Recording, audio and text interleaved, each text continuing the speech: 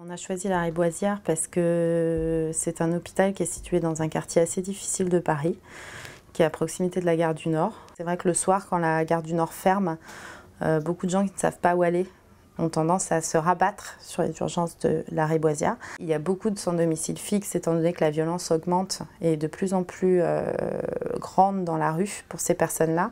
Beaucoup de sans domicile fixe arrivent à la Riboisière, soit en état d'ébriété très grande, mais aussi beaucoup parce qu'ils ont été agressés, tapés, battus. Et donc, ils ont bien évidemment le droit d'être soignés comme n'importe qui. Et c'est là-bas qu'on va les prendre en charge. Arrive aussi à la Riboisière beaucoup de cas psychiatriques aigus. Il faut savoir qu'à la fin des années 90, il y a eu une grande vague de fermeture de lits dans les hôpitaux psychiatriques. Donc aujourd'hui, on n'a plus assez de lits pour accueillir tous les malades qui sont en psychiatrie.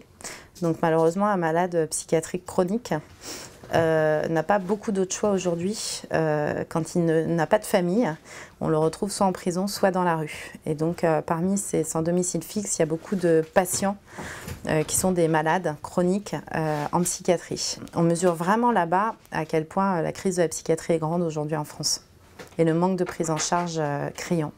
Donc c'est un exercice très difficile pour les soignants, qui sont obligés de composer avec différents paramètres. Le paramètre médical n'est pas le seul qui compte. Il y a vraiment un paramètre humain. Il faut savoir prendre ces personnes, il faut savoir dialoguer avec elles, il faut savoir leur expliquer qu'il faut se déshabiller, ce qu'on va leur faire, il faut savoir les rassurer. C'est des gens qui ne sont pas habitués à être pris en charge socialement. Et souvent, aux urgences, ces personnes arrivent avec plusieurs pathologies à la fois. C'est-à-dire que le patient qui n'a qu'une seule maladie, comme le disait un médecin titulaire, n'existe pas en fait aux urgences. C'est souvent un cumul de plusieurs choses.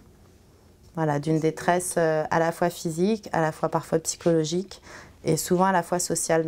Donc on est à la rencontre de ces trois critères et je pense que c'est ce qui rend le métier d'urgentiste dans un hôpital comme celui-là particulièrement passionnant.